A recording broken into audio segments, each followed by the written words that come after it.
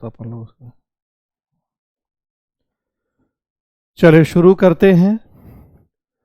बात करेंगे प्रशासनिक चिंतन, एडमिनिस्ट्रेटिव थॉट।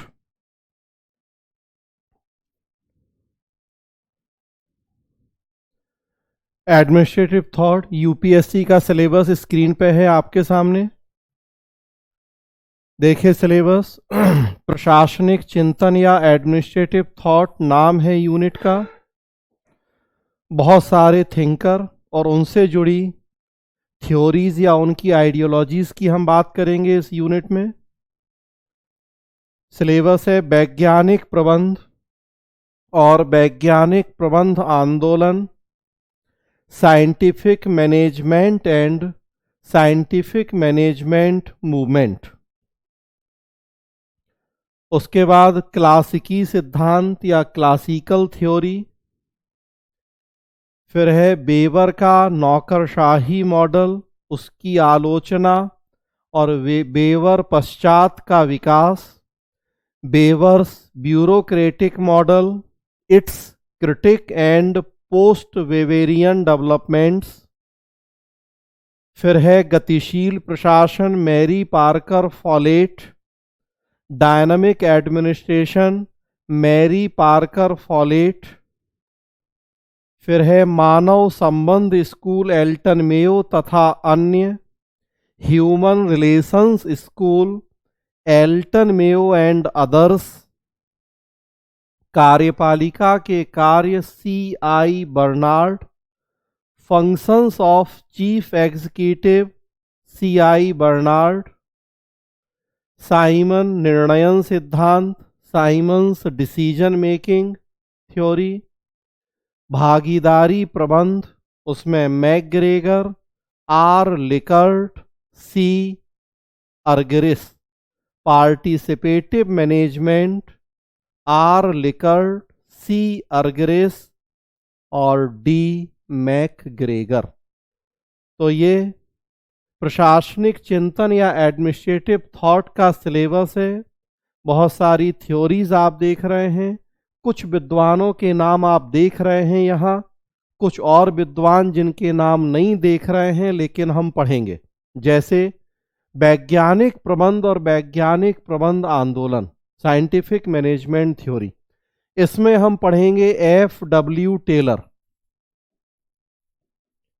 सिलेबस में आपको लिखा नहीं दिख रहा है लेकिन साइंटिफिक मैनेजमेंट और F.W. टेलर वास्तव में एक दूसरे के पर्यायवाची हैं। क्लासिकी सिद्धांत या क्लासिकल थ्योरी, किसी विद्वान का नाम लिखा नहीं दिख रहा है आपको लेकिन हम पढ़ेंगे हेनरी फ्योल, लूथर गुलिक। बहुत महत्वपूर्ण विद्वान हैं। नौकरशाही में लिखा हुआ है Max Weber. Mary Parker Follett नाम लिखा है। मानव संबंध स्कूल में नाम लिखा है एल्टन मेयो। कार्यपालिका के कार्य में नाम लिखा है C.I. बर्नार्ड। साइमन निर्णयन सिद्धांत, भागीदारी प्रबंध में नाम लिखे हुए। एक थ्योरी की और हम यहाँ आपसे बात करेंगे, व्यवस्था सिद्धांत या प्रणाली दृष्टिकोण, सिस्टम अप्रोच। व्यवस्था सिद्धांत या प्रणाली दृष्टिकोण, सिस्टम अप्रोच सिलेबस में आगे है, तो लेकिन जैसा आप जानते हैं कि कई टॉपिक हम अपने अकॉर्डिंग आपको पढ़ाते हैं, क्रम उनका अपने अकॉर्डिंग हम डिसाइड करते हैं। तो व्यवस्था सिद्धांत या प्रणाली दृष्टिकोण की भी बात होगी, सिलेबस में आगे है ये। एक और थ्योरी हम पढ़ेंगे, सिलेबस में लिखी नहीं दिख रही है आपको, व्यवहारवादी सिद्धांत या बिहेवियरल अप्रोच, इसकी भी बात करेंगे।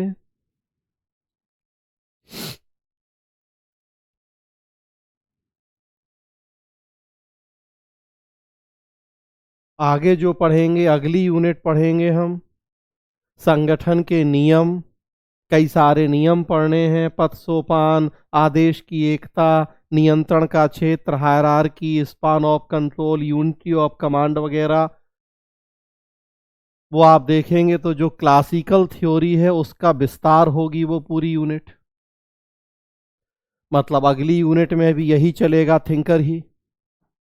उसके बाद अगली यूनिट पढ़ेंगे प्रशासनिक व्यवहार या एडमिनिस्ट्रेटिव बिहेवियर।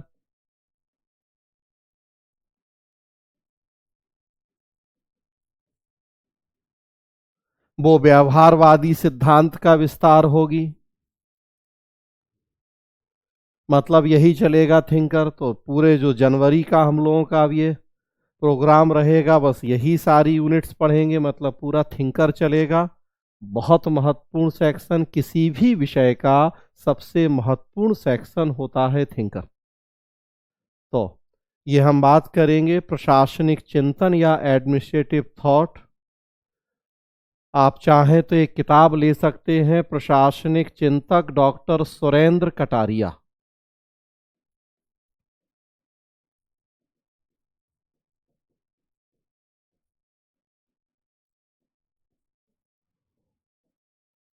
तो इस किताब में ये सारे थिंकर आपको मिल जाएंगे। नोट्स के साथ आप ये किताब पढ़ सकते हैं। नोट्स पीडीएफ मिल ही रहा है आप लोगों को, साथ में आप ये किताब पढ़ सकते हैं। तो ये यूपीएससी प्रशासनिक चिंतन या एडमिनिस्ट्रेटिव थॉट का सिलेबस है।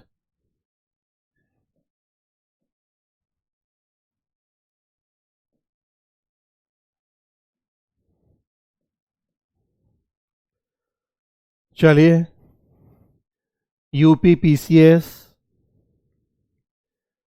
प्रशासन के सिद्धांत या थ्योरीज ऑफ एडमिनिस्ट्रेशन, सिलेबस आपके सामने है स्क्रीन पे।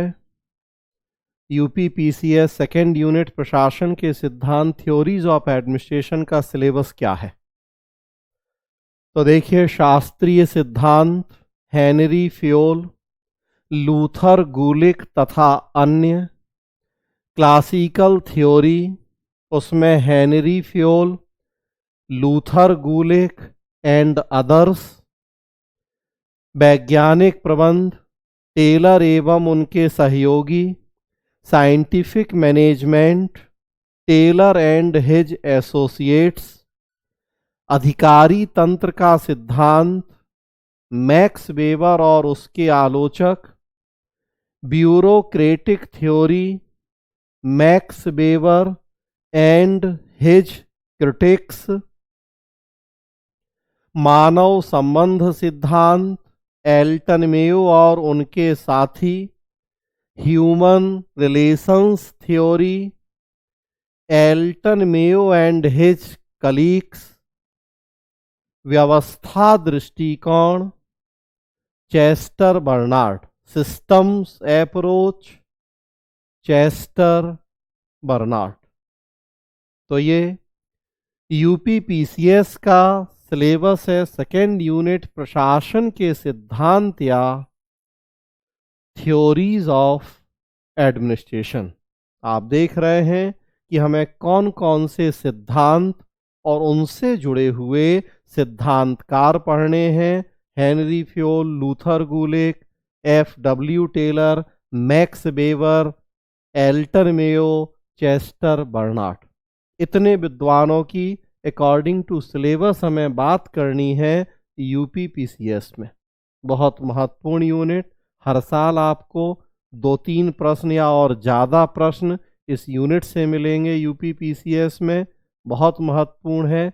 उसमें भी आप देखेंगे कि मैक्स वेबर हैं, टेलर हैं, एल्टन मेयो हैं। इन 3 विद्वानों से ज़्यादातर प्रश्न पूछे जाते हैं। तो ओवरऑल महत्वपूर्ण यूनिट है। उसमें भी टेलर, वेबर और मेयो, ये 3 विद्वान यूपी पीसीएस में ज़्यादा महत्वपूर्ण। अक्सर आप देखेंगे तो प्रश्न इन 3 से आपको मिलेंगे ज़्यादातर। तो हम इसकी बात करेंगे। किताब प्रशासनिक चिंतन या प्रशासनिक चिंतक डॉक्टर सुरेंद्र कटारिया। आप चाहें तो नोट्स के साथ इस किताब को पढ़ सकते हैं। आगे की कई यूनिट्स इसी से जुड़ी होंगी। अगली यूनिट संगठन के नियम पढ़ी जाएगी, वो शास्त्रीय सिद्धांत का विस्तार होगी। और अगली यूनिट पढ़ेंगे प्रशासनिक व्यवहार, वो व्यवहारवादी सिद्धांत का विस्तार होगी। व्यवहारवाद यहाँ लिखा हुआ नहीं है, लेकिन आप देखेंगे चेस्टर बर्नार्ड व्यवहारवादी विद्वान भी हैं और व्यवस्थावादी विद्वान भी हैं। चेस्टर बर्नार्ड ने समय के परिवर्तन के साथ अपने विचारों में परिवर्तन किया है। दोनों सिद्धांतों का प्रतिपादन किया है चेस्टर बर्नार्ड ने, व्यवहारवाद पहले और फिर आगे व्यवस्था दृष्टिकोण भी। सो हम व्यवहारवाद की भी बात करेंगे यहाँ। तो सेकेंड यूनिट होगी जिस पे हम चर्चा करेंगे। तो हम बात कर रहे हैं कि प्रशासनिक व्यवहार एक यूनिट आगे पढ़ी जाएगी, वो व्यवहारवाद का विस्तार होगी। तो यूपीपीसीएस का सिलेबस है ये।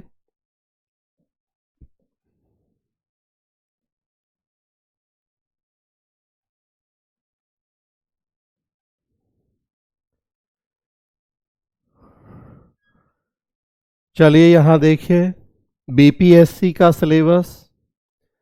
बीपीएससी में जो फर्स्ट पार्ट में सेकेंड यूनिट है उसका नाम है संगठन के सिद्धांत या थ्योरीज ऑफ ऑर्गेनाइजेशन।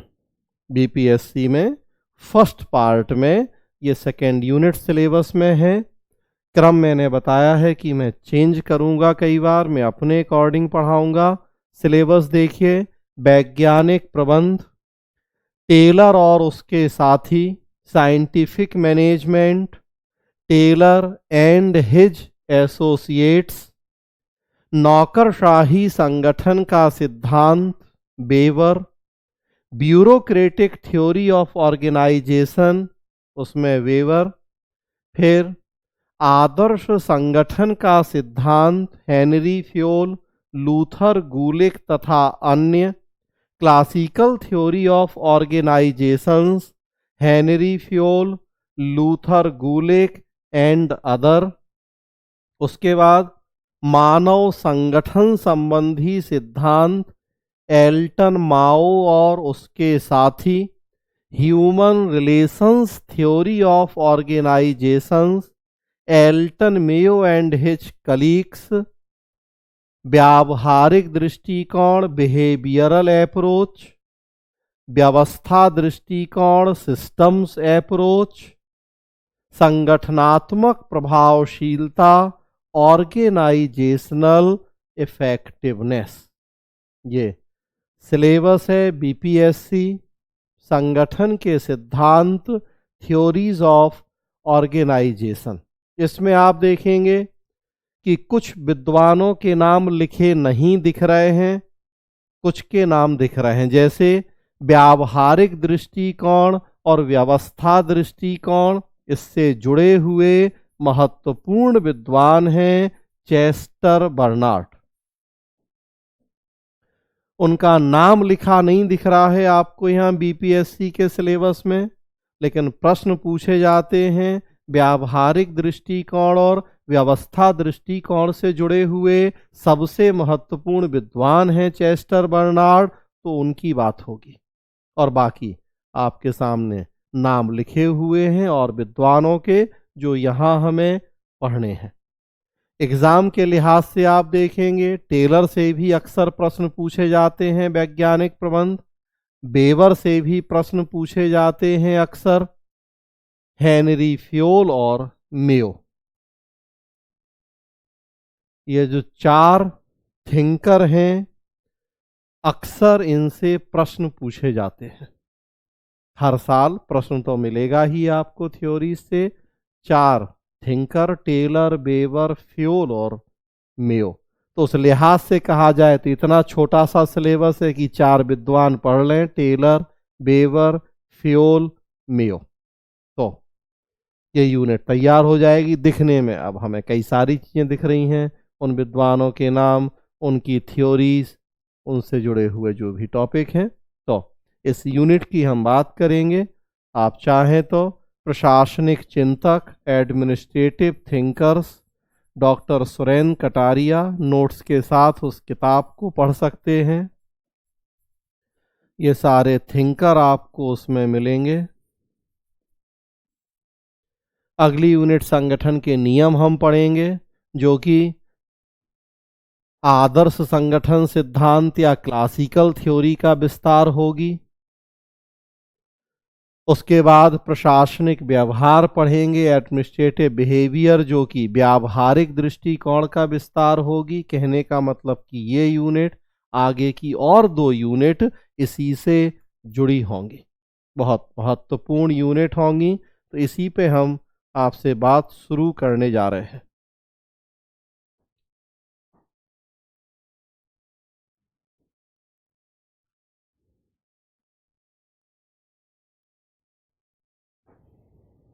चलिए टॉपिक शुरू करेंगे। आज का टॉपिक है हमारे लिए प्रशासन, प्रबंधन एवं संगठन। हम जानेंगे कि क्या है ये कॉन्सेप्ट, प्रशासन, प्रबंधन और संगठन, इनसे जुड़ी जो भी बातें हैं। प्रशासन की तो पहले भी हमने चर्चाएं की हैं आपसे। मेनली यहाँ उद्देश्य है प्रबंधन और संगठन को थोड़ा समझना, मैनेजमेंट एंड ऑर्गेनाइजेशन को। देखिए आप, पहली स्लाइड यहाँ स्क्रीन पे आपको दिख रही है। प्रशासन, प्रबंधन और संगठन के तीनों के आपस के संबंध क्या हैं? एडमिनिस्ट्रेशन, मैनेजमेंट एंड ऑर्गेनाइजेशन, तीनों के आपसी संबंध। तो स्क्रीन पे आप देख रहे हैं, प्रशासन या एडमिनिस्ट्रेशन का अर्थ है सबसे पहले 3 तत्वों के आधार पर हम प्रशासन का अर्थ या उसकी परिभाषा करते हैं। पहला तत्व है विशिष्ट उद्देश्य, कुछ सर्टेन गोल्स होने चाहिए। दूसरा तत्व है कलेक्टिव एफर्ट्स या सामूहिक प्रयास होने चाहिए। और तीसरा तत्व है कॉपरेशन एंड कोऑर्डिनेशन, सहयोग और समन्वय की भावना। इन 3 तत्वों के आधार पर हम प्रशासन को परिभाषित करते हैं। विशिष्ट उद्देश्य की प्राप्ति हेतु किया गया सामूहिक प्रयास, जो कि सहयोग और समन्वय पर आधारित हो, प्रशासन कहलाता है। 3 तत्व या 3 शर्तें, बस तीनों को हम आपस में मिला देते हैं। परिभाषा आप अपने अकॉर्डिंग अपने शब्दों में बना सकते हैं कि जब विशिष्ट उद्देश्य की प्राप्ति के लिए कुछ सामूहिक प्रयास किए जाते हैं तो उन्हें प्रशासन की संज्ञा दी जाती है। इन सामूहिक प्रयासों का सहयोग और समन्वय पर आधारित होना जरूरी होता है। जब 2 या अधिक व्यक्ति और संस्थाएं होती हैं, अगर उनके प्रयासों, कार्यविधियों के बीच में आपस में तालमेल नहीं होता है तो समस्याएं सुलझने की जगह और उलझ जाती हैं। जो निर्धारित उद्देश्य हैं उनको हम सही तरीके से प्राप्त नहीं कर पाते। हमारे देश में हम देखते हैं अक्सर कि केंद्र सरकार और राज्य सरकारों के विवाद होते हैं, या 2 राज्य सरकारें आपस में लड़ती झगड़ती हैं। नुकसान जनता का होता है। केंद्र सरकार और बंगाल सरकार की लड़ाई झगड़े देखें, आए दिन के नेताओं की हत्या देखें, मर्डर देखें, आरोप प्रत्यारोप देखें, फाइनली नुकसान जनता का है। किसान सम्मान निधि के तहत केंद्र सरकार किसानों के खाते में 2-2 हजार रुपए डाल रही है। बंगाल सरकार ने अभी तक उसको स्वीकृति नहीं दी है। अब कह रहे हैं कि हम भी करेंगे लागू, चुनाव अब आने हैं तो उसमें भी बंगाल सरकार की पहले तो डिमांड की पैसा हमें दे दो, हम देंगे अपनी मर्जी से ताकि क्रेडिट उन्हें मिल जाए। केंद्र कहता है नहीं, हम तो डायरेक्ट किसानों के अकाउंट में डालेंगे, आपको क्यों देंगे, हमारी स्कीम है, हमारा पैसा है, तो आपको क्यों दें, तो हम लेंगे उसका फायदा। तो कहने का मतलब कि लड़ाई झगड़े की वजह से साल भर से ऊपर हो गई है कि बंगाल के किसान अभी तक उस फायदे से वंचित हैं और राज्यों के किसानों के अकाउंट में कितने बार 2-2 हजार रुपए पहुंच गया है। तो अगर हमें प्रशासन को सफल बनाना है, जो निर्धारित उद्देश्य है उनकी प्राप्ति को सुनिश्चित करना है, तो सामूहिक प्रयासों के बीच में सहयोग और समन्वय का होना अत्यंत आवश्यक होता है। तो किसी भी गतिविधि के प्रशासन होने की ये 3 अत्यंत आवश्यक या जरूरी शर्तें होती हैं। पहली शर्त कि जो भी कार्य किए जा रहे हैं उनका कुछ ना कुछ निश्चित उद्देश्य होना चाहिए। प्रशासन में कभी भी हम उद्देश्य विहीन गतिविधियों की बात नहीं करते। दूसरी शर्त है कि प्रयास सामूहिक होने चाहिए। कभी भी प्रशासन में हम व्यक्तिगत प्रयासों की बात नहीं करते।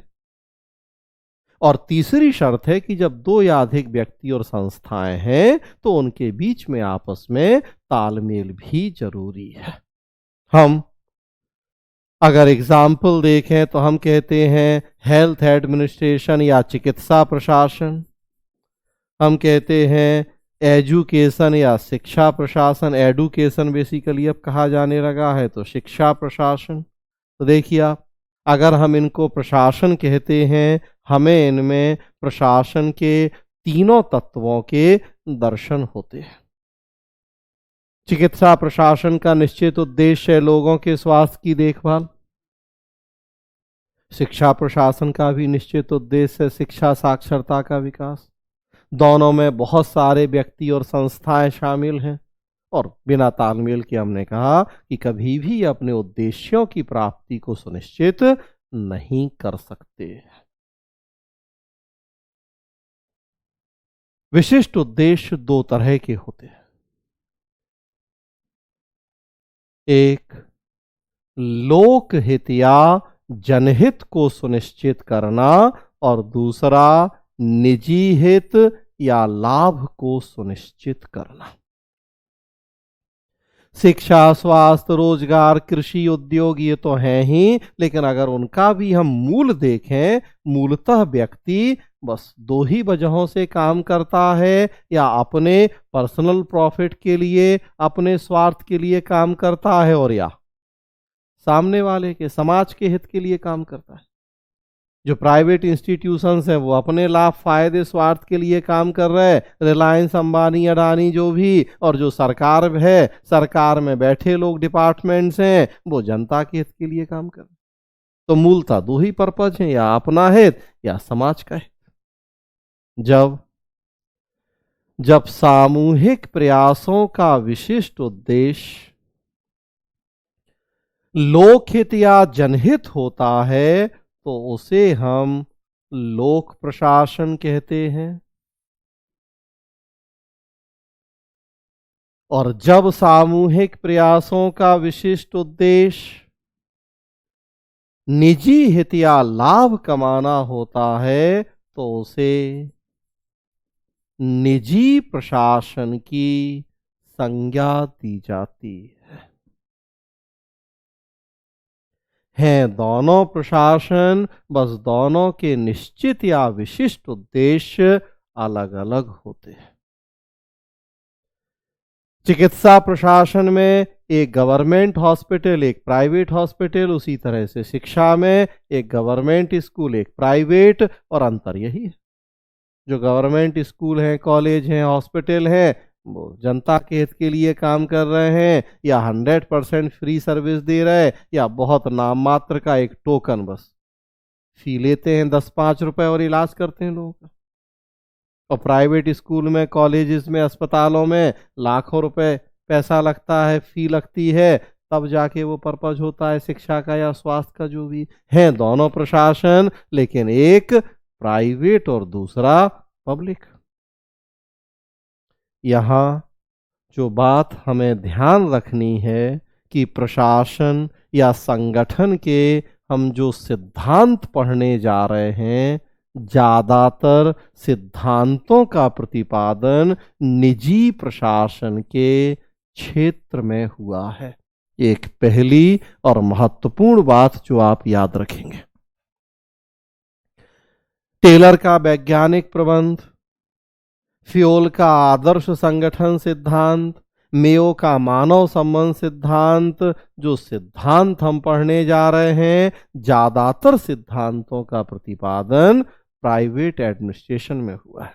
F.W. टेलर अमेरिका में प्राइवेट कंपनी में इंजीनियर थे। वहां उन्होंने कुछ प्रॉब्लम देखी, उनके समाधान के लिए कुछ एक्सपेरिमेंट किए और फिर अपनी थ्योरीज का, अपने प्रिंसिपल्स का प्रतिपादन किया। हेनरी फ्योल फ्रांस में एक प्राइवेट कंपनी में मैनेजर थे, वहां उन्होंने अपना क्लासिकल थ्योरी दी। एल्टन मेयो अमेरिका में थे तो यूनिवर्सिटी में प्रोफेसर, सोशियोलॉजिस्ट, लेकिन उन्होंने भी प्राइवेट कंपनी में एक्सपेरिमेंट किए 5 साल, हॉर्थॉर्न एक्सपेरिमेंट, और फिर वहां उन्होंने ह्यूमन रिलेशन थ्योरी का प्रतिपादन किया। तो जो सिद्धांत हम पढ़ने जा रहे हैं, ज्यादातर सिद्धांत वास्तव में लोक प्रशासन के सिद्धांत नहीं है, वो सिद्धांत निजी प्रशासन के, प्राइवेट एडमिनिस्ट्रेशन में आए हैं, लेकिन हैं तो अल्टीमेटली प्रशासन ही दोनों, चाहे वो प्राइवेट हो चाहे वो पब्लिक हो। हाँ, मूल उद्देश्य अंतर है, अदरवाइज बहुत सारी समानताएं भी हैं इन दोनों में। और उन्हीं समानताओं की वजह से हम निजी प्रशासन के सिद्धांतों को लोक प्रशासन में पढ़ते भी हैं और लागू भी करते हैं। हाँ, लेकिन ये बात हमेशा दिमाग में रहे कि ये बेसिकली निजी प्रशासन के सिद्धांत हैं, जिनको हम यहाँ लोक प्रशासन में पढ़ेंगे। और इसीलिए हर सिद्धांत में लास्ट में हम ये देखेंगे कि उस सिद्धांत की लोक प्रशासन के क्षेत्र में कितनी प्रासंगिकता है, वो सिद्धांत पब्लिक एडमिनिस्ट्रेशन में रेलिवेंट है भी या नहीं है, क्योंकि अल्टीमेटली तो आया वो प्राइवेट में है। और आज से 100 साल पहले आया है, 125 साल पहले आया है, 80-90 साल पहले आया है। तो 100-125 साल में परिस्थितियां बहुत बदल गई हैं। प्राइवेट एडमिनिस्ट्रेशन में आया है, हमें आज पब्लिक एडमिनिस्ट्रेशन में बात करनी है, तो फिर हम हर थ्योरी में लास्ट में ये जरूर पढ़ते हैं कि उस सिद्धांत की वर्तमान समय में पब्लिक एडमिनिस्ट्रेशन के क्षेत्र में कितनी प्रासंगिकता है। बात को आगे बढ़ाएं। 3 तत्वों के आधार पर प्रशासन का अर्थ या परिभाषा है। प्रशासन 2 तरह का है, लोक प्रशासन और निजी प्रशासन। अब बात को आगे बढ़ाएं। प्रशासन को हम एक व्यापक संकल्पना माने, एक ब्रॉड कॉन्सेप्ट है एडमिनिस्ट्रेशन।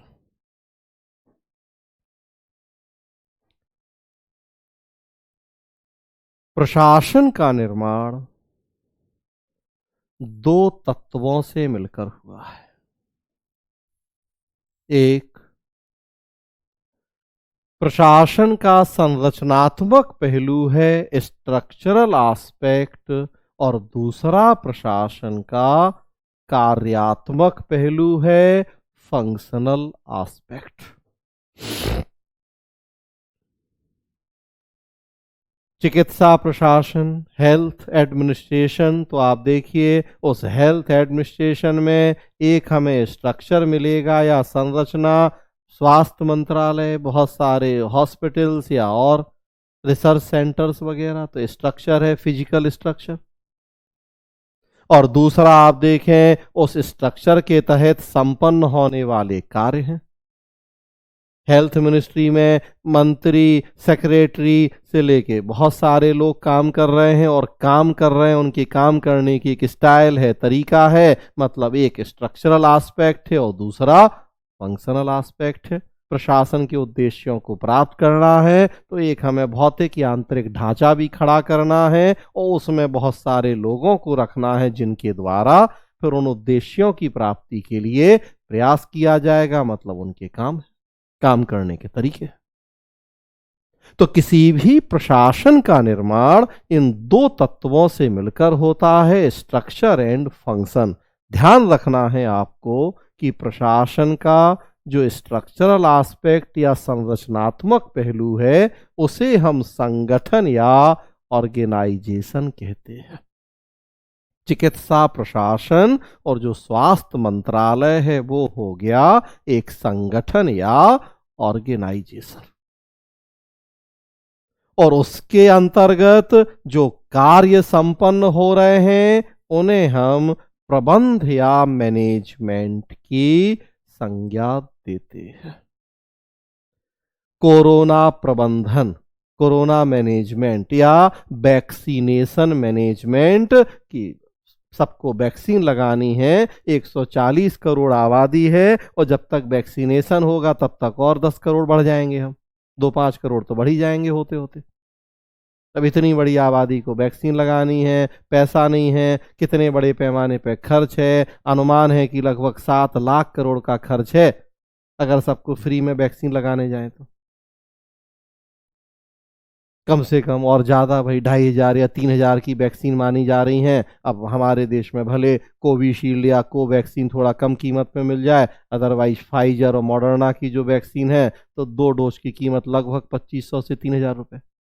अब अगर 150 करोड़ लोगों को वैक्सीन लगानी है तो जोड़ लीजिए, वो तो केवल वैक्सीन की कॉस्ट है, बाकी फिर लगाने का पूरा खर्चा वगैरह तो लगभग 7 लाख करोड़ रुपए चाहिए हमें। तो हमें कामों को करना है, सही तरीके से करना है, मतलब उनका मैनेजमेंट करना है। तो आज वैक्सीन प्रबंधन एक सबसे बड़ी चुनौती है हमारे लिए। करेगा हेल्थ मिनिस्ट्री, स्वास्थ्य मंत्रालय। क्यों? ताकि जो चिकित्सा प्रशासन के उद्देश्य हैं वो पूरे हो जाए। तो देखिए, प्रशासन, उसके अंतर्गत संगठन, और संगठन में संपन्न होने वाले कार्य या फंक्शन। तो संगठन और प्रबंध ये दोनों प्रशासन के 2 महत्वपूर्ण अंग होते हैं। हम चाहते हैं कि जो प्रशासन है वो ज़्यादा एफिशिएंट, ज़्यादा इफेक्टिव होकर अपने कार्यों, अपने उद्देश्यों को पूरा करे। भाई प्रशासन हमने बनाया है, जिन उद्देश्यों की प्राप्ति के लिए बनाया है, तो स्वाभाविक सी बात है वो उद्देश्य हमें पूरे करने हैं। वो शिक्षा हो, स्वास्थ्य हो, वो लोक हित हो, और वो चाहे लाभ कमाना हो। इफेक्टिवनेस चाहिए हमें, एफिशिएंसी चाहिए हमें, ताकि इन उद्देश्यों को बेहतर ढंग से प्राप्त किया जाए। अब आप देखिए कि प्रशासन कब और कैसे कार्यकुशल होगा? जब संगठन और प्रबंध कार्यकुशल होंगे।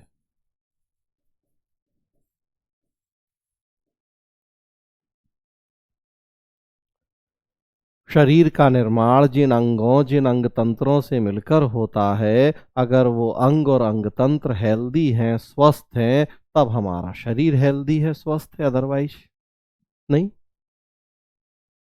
तो फिर वही बात यहाँ है कि प्रशासन का निर्माण ऑर्गेनाइजेशन और मैनेजमेंट से मिलकर हुआ है। अगर ऑर्गेनाइजेशन और मैनेजमेंट हेल्दी होंगे, एफिशिएंट होंगे, तो स्वाभाविक सी बात है कि एडमिनिस्ट्रेशन भी एफिशिएंट होगा, उसके जो निर्धारित उद्देश्य उन्हें बेहतर ढंग से प्राप्त कर पाएगा।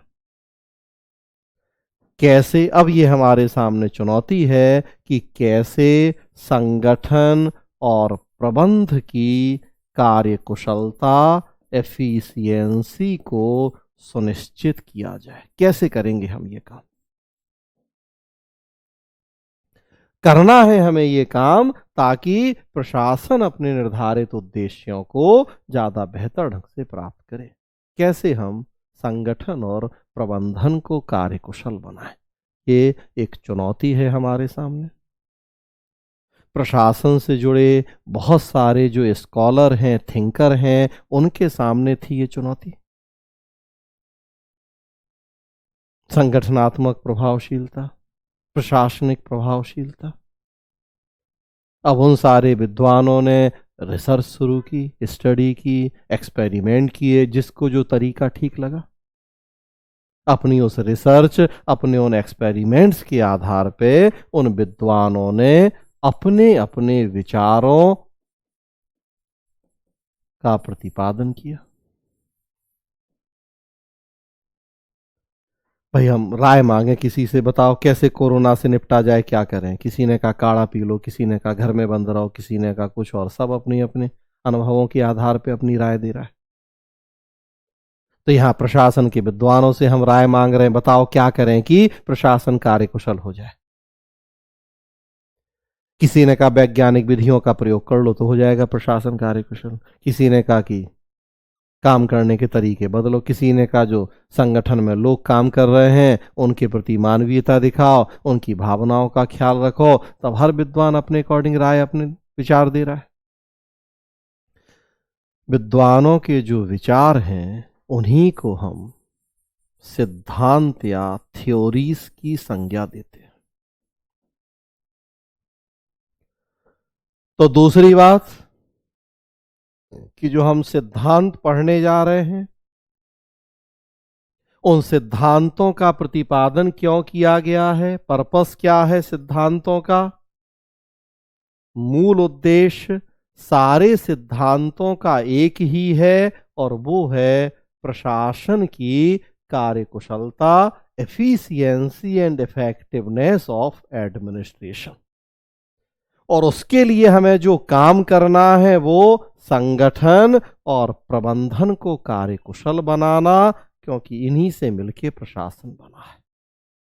इसी के लिए इन सिद्धांतों का प्रतिपादन किया गया है। तो पहली बात मैंने बताई कि जितने सिद्धांत हैं ज्यादातर निजी प्रशासन के क्षेत्र में आए हैं, ध्यान रखेंगे। दूसरी बात अब मैं बता रहा हूं आपको कि ये सिद्धांत क्यों आए हैं, इनका पर्पस क्या है।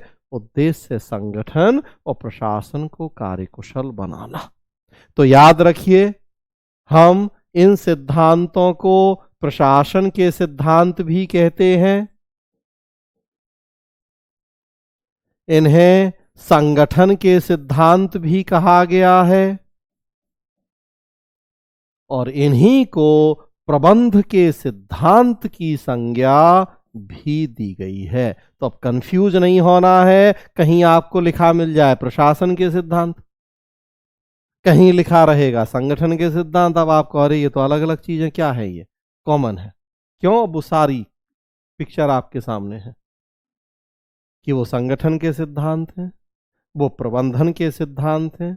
उन्होंने यही बताया है कि हम संगठन और प्रबंधन में क्या सुधार करें ताकि प्रशासन कार्यकुशल हो जाए। तो वो प्रशासन के भी सिद्धांत हैं।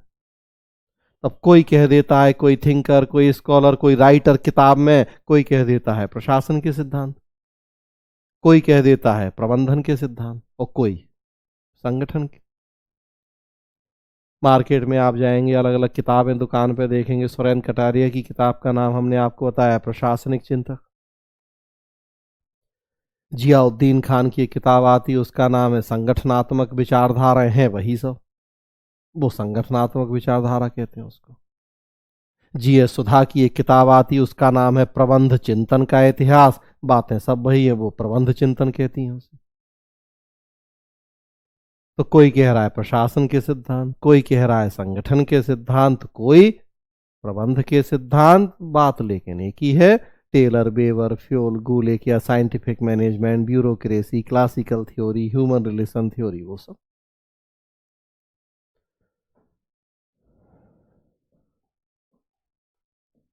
चलिए आगे बढ़ाएं। तीनों के रिलेशंस की हमने बात की, प्रशासन, प्रबंधन और संगठन। अब थोड़ा सा दो को देखिए, प्रशासन एवं प्रबंधन। मेनली थोड़ा सा प्रबंधन को बस जानेंगे यहां।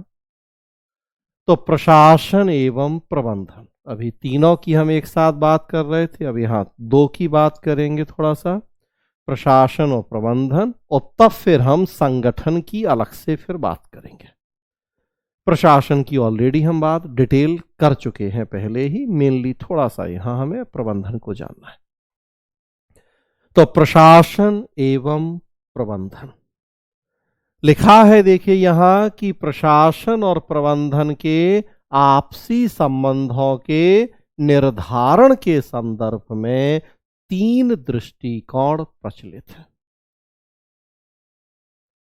3 व्यूज या 3 approaches for relation between administration and management.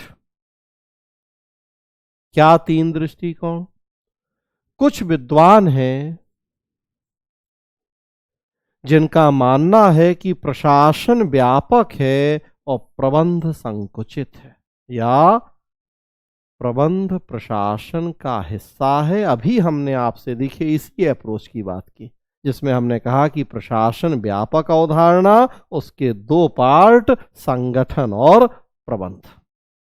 तो हमने इसी अप्रोच की अभी आपसे बात की है कि प्रशासन व्यापक है, प्रबंधन उसका पार्ट है। ये अमेरिकन विचारधारा है और ज्यादा स्वीकृत और पॉपुलर भी यही है। तो इसीलिए उसी के अकॉर्डिंग हमने आपसे बात भी की है कि प्रशासन व्यापक है, प्रबंध उसका एक पार्ट है। दूसरी विचारधारा इसके विपरीत है। दूसरी विचारधारा कहती है कि प्रबंध व्यापक है और प्रशासन उसका पार्ट है। ये आंग्ल या इंग्लिश कॉन्सेप्ट है, ये उतना पॉपुलर नहीं है। और तीसरी विचारधारा है जो कहती है कोई अंतर ही नहीं है दोनों में, दोनों एक ही है, प्रशासन और प्रबंधन एक ही है। कहने की बात है प्रशासन कह दो या प्रबंध कह दो, दोनों एक दूसरे के पर्यायवाची हैं, सिनोनिम से, आम बोलचाल में पर्यायवाची ही है।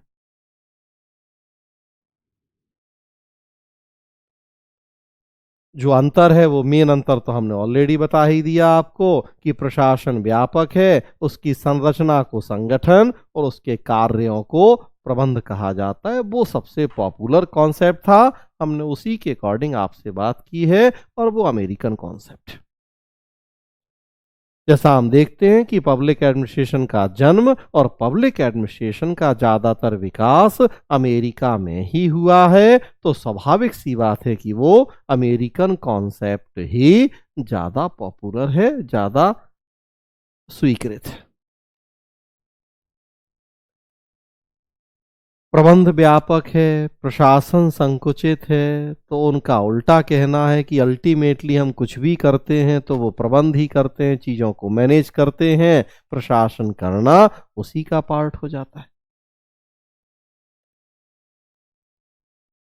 और कुछ लोग तो कहते हैं हेनरी फ्योल, लूथर गुलिक जैसे कि नहीं, जो लोग प्रशासन के विकास के द्वितीय चरण से जुड़े विद्वान हैं, वो कहते हैं कि नहीं, इनमें कोई अंतर नहीं है, बस शब्दों का नाम अलग अलग है। अदरवाइज वो चाहे लोक प्रशासन हो, निजी प्रशासन हो, प्रबंधन हो, घूम फिर के पोस्ट कॉर्प, पॉककॉक जैसे सिद्धांतों का पालन करना होता है, सबका मतलब एक ही है।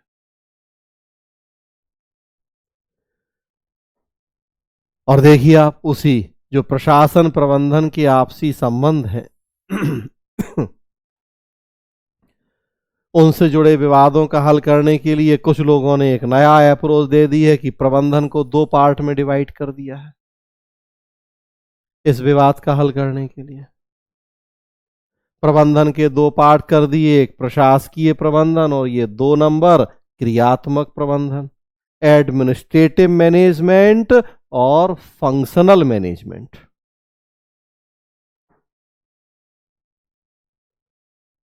तो एडमिनिस्ट्रेटिव मैनेजमेंट में उन्होंने कहा कि इसके अंतर्गत उद्देश्यों नीतियों को निर्धारित करना शामिल है और क्रियात्मक प्रबंधन में उन योजनाओं का क्रियान्वयन और उद्देश्य प्राप्ति शामिल है।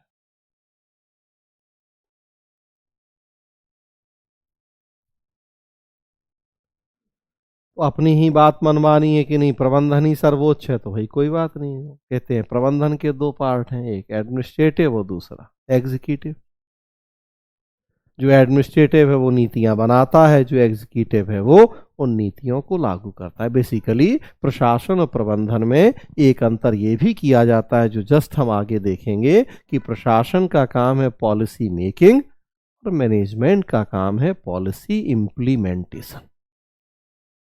तो उस आधार पर उन्होंने कहा कि प्रबंधन के ही 2 पार्ट हैं, बेसिकली प्रशासकीय प्रबंधन और क्रियात्मक प्रबंधन। ये जुड़ा हुआ है इस दूसरे वाले दृष्टिकोण से कि प्रबंधन व्यापक है और दिखा रहे वो कि देखो प्रशासन उसी का पार्ट है। तो ये तीन दृष्टिकोण है। पहला पॉपुलर है, उसी के अकॉर्डिंग हमने अभी तक आपसे बात की है। हाँ, अच्छा।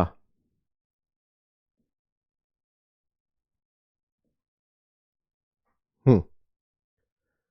तो ये तीन दृष्टिकोण, चलो,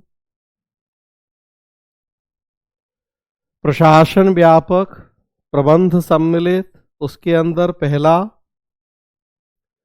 दूसरा प्रबंध व्यापक, प्रशासन सम्मिलित दूसरा।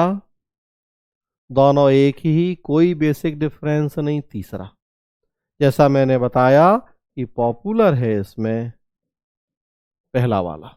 हम इसी के अकॉर्डिंग बातें करेंगे। हालांकि तीसरा भी चलेगा, आम बोलचाल में पर्यायवाची के तौर पे इस्तेमाल होंगे। और दूसरे दृष्टिकोण को ही सही बताने के लिए एक तरह से फिर उन्होंने प्रबंधन के दो पार्ट कर दिए, प्रशासनिक प्रबंधन और क्रियात्मक प्रबंधन। क्लियर है यहां तक सबको? किसी को कोई डाउट तो नहीं है?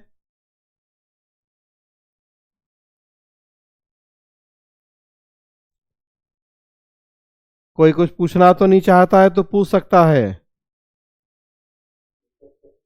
क्लियर है सब? सोनू आगे दिल्ली नहीं आए अभी? सोनू सैनी कहाँ है?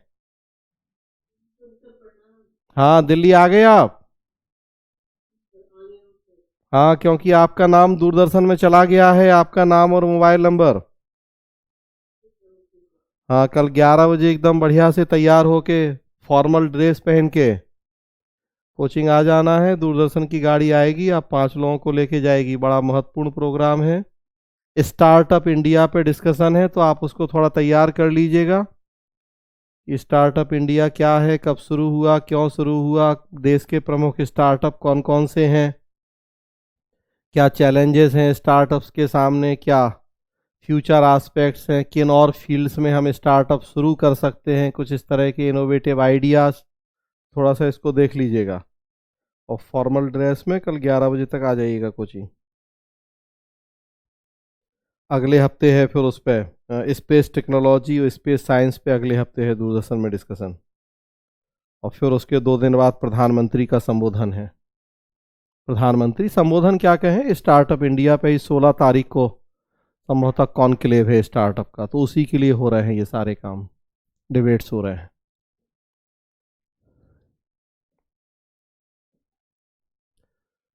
चलिए आगे बढ़ें। यहाँ इस स्क्रीन पे देखेंगे आप स्लाइड में प्रशासन और प्रबंधन का एक कंपैरिजन किया है हमने, एक टेबल बनाई है यहाँ आपकी आसानी के लिए कि क्या डिफरेंस है प्रशासन और प्रबंधन में अगर हम दोनों को अलग अलग माने तो। और दोनों को एक ही मान लिया तो कोई बात ही नहीं है, वो एक तो खैर रहेगा ही व्यवहार में, लेकिन जो इनके टेक्निकल डिफरेंस वो जानना भी जरूरी है। तो 6-7 पॉइंट लिखे हैं यहाँ प्रशासन और प्रबंधन के बीच के अंतर। सबसे पहला पॉइंट है कार्य की प्रकृति, वर्क का नेचर क्या होगा। प्रशासन का काम, उसका नेचर क्या होगा, प्रबंधन का काम, उसके काम का नेचर क्या होगा। तो देखिए आप, प्रशासन का कार्य निर्धारक प्रकृति का होता है। और दूसरा पॉइंट जुड़ा है, तो दूसरा पॉइंट उसके साथ ही देखें, कार्य का प्रकार कि प्रशासन उद्देश्य एवं नीति निर्धारण से संबंधित होता है। तो मैंने बताया कि एडमिनिस्ट्रेशन बेसिकली पॉलिसी मेकिंग से जुड़ा है, या पॉलिसी मेकिंग के काम को हम प्रशासन कह देते हैं। तो निर्धारक प्रकृति, निर्धारण करना, जबकि प्रबंधन का कार्य एग्जीक्यूटिव नेचर का, कार्यकारी प्रकृति का है। यह नीतियों के परिपालन को सुनिश्चित करता है, पॉलिसी इंप्लीमेंटेशन। तो एक ये अंतर किया गया है, मतलब दो अंतर, लेकिन दोनों एक दूसरे से जुड़े हुए हैं। निर्धारक प्रकृति मतलब नीति का निर्धारण, कार्यकारी प्रकृति मतलब उन नीतियों को लागू करना। तो एक ये महत्वपूर्ण अंतर बताया गया है जब हम दोनों को अलग अलग मानते हैं। तो दूसरा देखिए, दूसरा या तीसरा, सत्ता का स्तर। तो प्रशासन उच्च स्तर का कार्य है, जबकि प्रबंधन मिडिल एवं लोअर लेवल का कार्य है। तो स्वाभाविक सी बात है, पॉलिसी मेकिंग कौन करेगा? संगठन के टॉप लेवल पे बैठे लोग, जो सबसे सीनियर हैं, सबसे अनुभवी हैं, सबसे योग्य हैं। भाई मंत्री हैं, सचिव हैं, वो बनाते हैं नीतियां। तो प्रशासन। और लागू करना है तो लागू करने वाले वो टॉप लेवल के लोग तो आगे लागू करते नहीं हैं। लागू करने का काम लोअर लेवल के लोग कर रहे हैं, मिडिल लेवल के लोग कर रहे हैं, वो प्रबंधन। भाई एसपी साहब ऑफिस में बैठ के आदेश देंगे, लेकिन कौन लागू करेगा? Constable, head constable, inspector. तो लोअर लेवल के, मिडिल लेवल के लोग लागू करते हैं पॉलिसी।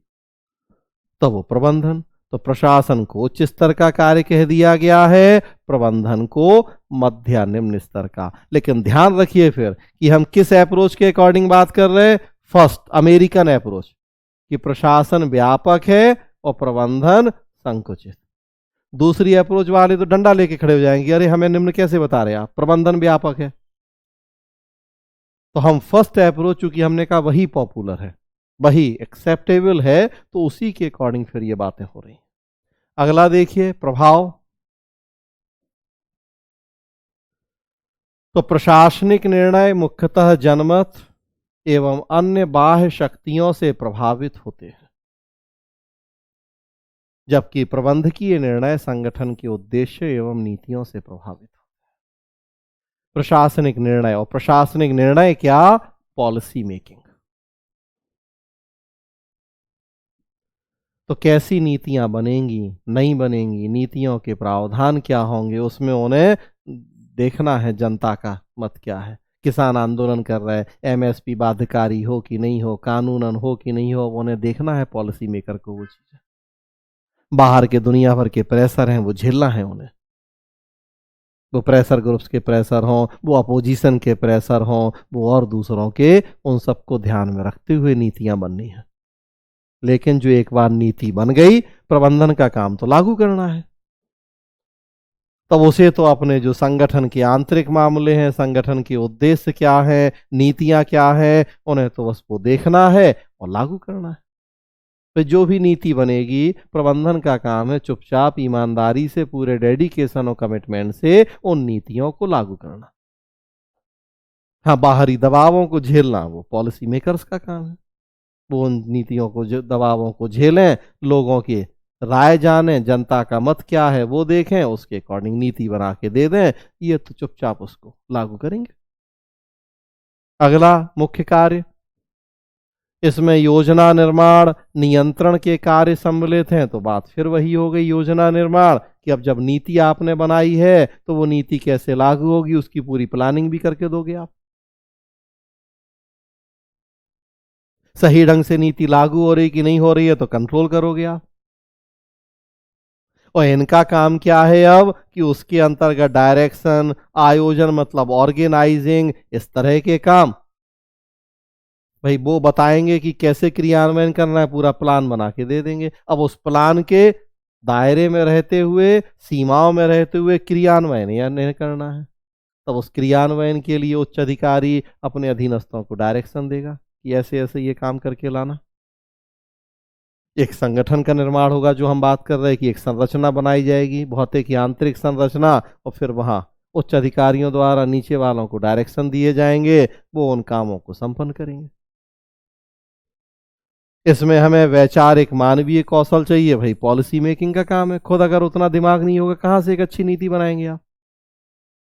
मेंटली मैच्योर लोग चाहिए, परिपक्व लोग चाहिए, उसमें ह्यूमैनिटीज भी होनी चाहिए। भैया सरकार के ऊपर क्या आरोप लगते हैं कि सरकार 60 किसान मर गए कि 50 किसान मर गए, सरकार को कोई चिंता ही नहीं है, मानवीयता नहीं है। सरकार तो कठोर है, निरंकुश है, अपने ईगो में डूबी हुई है जो भी। तो यहाँ हमें मानवीयता चाहिए, यहाँ हमें उतने बुद्धि विवेक वाले हाईली क्वालिफाइड ट्रेंड लोग चाहिए, एक्सपीरियंस लोग चाहिए है जो बेहतर नीतियां बना पाए। और यहाँ लागू करना है, लागू करना है तो टेक्निकल अब नॉलेज जब तक नहीं होगी, वो स्किल नहीं होगी तो काम नहीं। और मानवीयता तो हर जगह है, ये जनता के बीच में जाके लागू करेंगे, वहां उनको भी मानवीयता चाहिए, लेकिन अब यहां इन्हें टेक्निकल नॉलेज, अब वो स्किल चाहिए इन्हें। फिजिकली जब तक ये स्ट्रांग नहीं होंगे, कैसे धूप में पसीना बहाएंगे, नीतियों को लागू करेंगे। इन्हें तकनीकों की जानकारी नहीं होगी, उनकी विशेषज्ञता नहीं होगी, कैसे क्रियान्वयन के दौरान उनको लागू करेंगे, उनका प्रयोग करेंगे। और प्लस एक लास्ट पॉइंट देख रहे हैं, एक महत्वपूर्ण अंतर और है कि प्रशासन अधिकांशतः सरकारी विभागों, लोक उपक्रमों के लिए हम प्रयोग करते हैं शब्द का, और प्रबंधन का बेसिकली हम निजी के लिए उपयोग करते हैं। तो ये भी एक महत्वपूर्ण अंतर है कि आम बोलचाल में देखेंगे तो प्रशासन शब्द मतलब हम सरकारी बात कर रहे हैं, और प्रबंधन शब्द मतलब हम प्राइवेट बात कर रहे हैं, निजी प्रबंधन, लोक प्रशासन। बोलने को हम निजी प्रशासन भी कहते हैं, लेकिन वास्तव में तो निजी प्रबंधन, प्राइवेट मैनेजमेंट, वहां मैनेजमेंट शब्द का प्रयोग, और पब्लिक एडमिनिस्ट्रेशन तो यहां प्रशासन शब्द का प्रयोग। तो ये कुछ महत्वपूर्ण अंतर हैं, ध्यान रखें। ये प्रथम विचारधारा के अनुसार अंतर हैं। प्रथम विचारधारा जिसमें प्रशासन को व्यापक माना गया है और प्रबंधन को संकुचित माना गया है, तो उसके अनुसार ये अंतर किए गए हैं प्रशासन और प्रबंधन के बीच के। क्लियर है यहां तक सबको?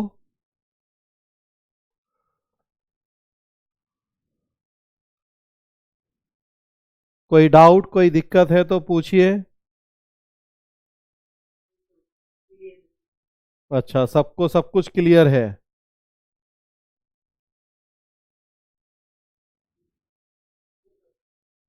अच्छा,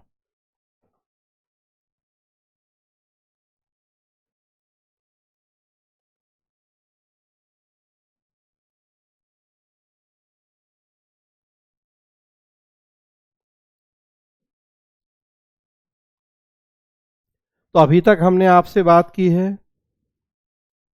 एक तो ओवरऑल बात की है प्रशासन, प्रबंधन और संगठन तीनों के आपसी संबंध,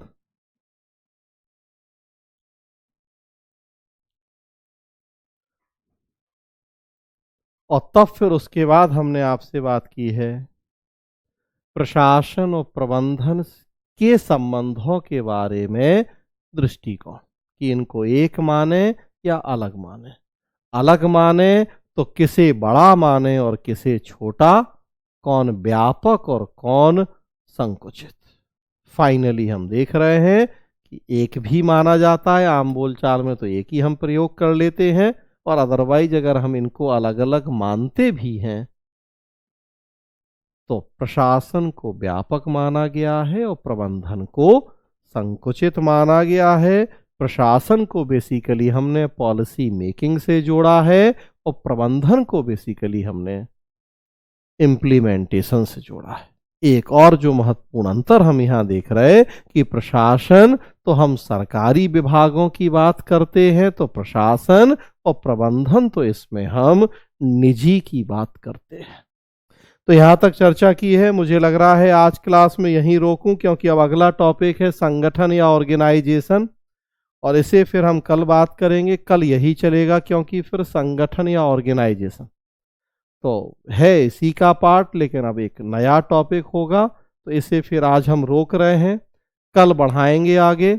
टॉपिक होगा संगठन, ऑर्गेनाइजेशन, तो संगठन से जुड़े जितने मुद्दे हैं उन सब की बात की जाएगी। तो आज रोक रहे हैं यहाँ, किसी को कुछ पूछना है तो पूछ सकते हैं जी।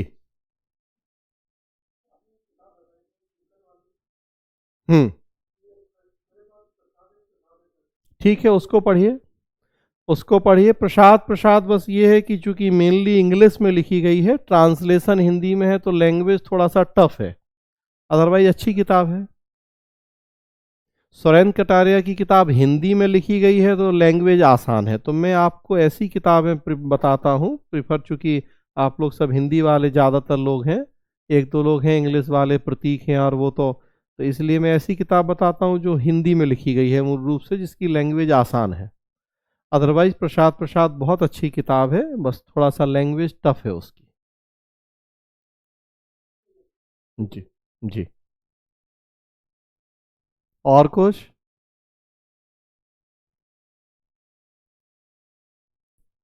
क्लियर है? बंद करें क्लास फिर आज की? चलिए ठीक है, तो आप लोग मीटिंग लीव कर सकते हैं। कल हम लोग मिलेंगे, टॉपिक होगा संगठन या ऑर्गेनाइजेशन।